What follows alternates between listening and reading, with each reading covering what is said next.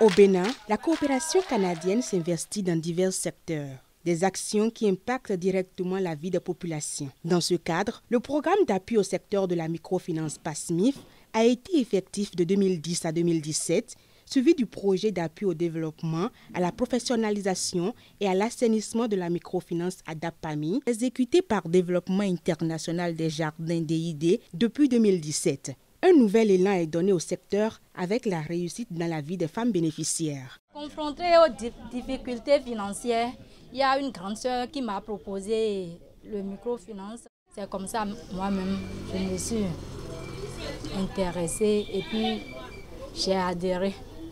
Mon premier prêt était 150 000. Chaque fois, avant de faire le déboursement, on nous fait des formations, des animations, comment il faut classer les choses, comment il faut faire pour attirer les clients. Quand ce n'est pas une qualité naturelle, elle te dit directement que ce n'est pas une naturelle, ça, c'est une synthétique. Par contre, il y a d'autres vendeuses, elles vont te dire peut-être que ça là c'est naturel, or c'est une synthétique. Après le déboursement, automatiquement, j'ai un dépôt que je fais journalièrement. C'est ça qui me permet de ne pas tomber en impayé depuis des années.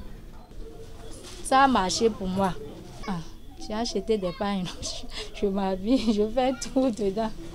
La famille mange dedans, je paye l'étude de mon enfant. Aujourd'hui, je suis à 900 000. Si Dieu peut tout faire, je peux aller à 10 millions, 20 millions. La production agricole s'inscrit au chapitre des initiatives du Canada via le programme d'appui à l'entrepreneuriat féminin au sein de la filière RIPAIFER, exécuté par le Centre d'études de coopération internationale CECI. Son impact se traduit par professionnalisation, amélioration de la qualité du riz étuvé dans le département des collines et évolution sociale des femmes. Avant de connaître PAIFER, la quantité que je fais par mois, c'était vers les 500 kilos. On faisait ça traditionnellement. Par l'appui de PAIFER, on nous a appris comment il faut étuver le riz et améliorer la qualité du riz pour aller sur le marché. Il nous a appuyé à aller en alphabétisation, comment forment les lettres, comment faire les calculs sur notre activité. Et ça m'a aidé à calculer les coûts, les dépenses que je fais pour l'achat de mon riz. Si je suis en perte, je le sais. Et si j'ai gagné, je le sais. Il nous a appris comment reste en coopérative, comment gérer ce stock et comment gérer le client aussi. Je suis environ à 250 kilos par mois. Et actuellement, je suis à 1 tonne. En décembre 2018, je viens d'acheter une moto.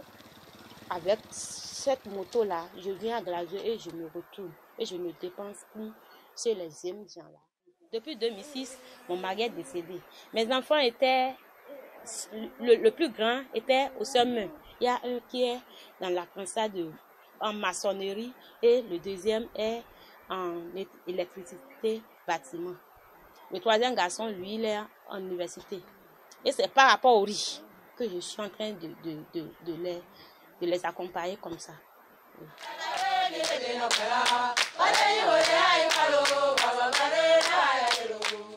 En santé sexuelle et reproductive, la lutte a été menée contre les mariages précoces et forcés dans 8 communes du Bénin via l'initiative Temps Entendez. Travaillons ensemble contre les mariages précoces, mise en œuvre par CARE Bénin et CARE Canada de 2015 à 2017. De nombreuses filles ont été sauvées, leur vie transformée et des citoyens conscientisés. J'étais encore très petite et mes oncles me forçaient à me marier. Soutenue par ma maman, je m'y opposais. Je préférais mourir que de subir ce sort. Mon père et mon oncle m'ont martyrisée et les cicatrices sont encore visibles. Ils m'ont validé ma demande en mariage et voulaient y associer ma mère. Son refus a donc occasionné son renvoi de la famille. Torse nu, ma maman m'a emmenée à la mairie pour demander de l'aide. C'est ici que nous avons rencontré les responsables de l'initiative TOP. Ils m'ont enregistré et ont rassuré ma maman que tout ira bien. C'est alors que j'ai été envoyée en apprentissage. Mes oncles m'ont dit que je n'aurai jamais le diplôme. Très révoltée, je me suis lancé le défi de sortir de l'apprentissage avec mon diplôme.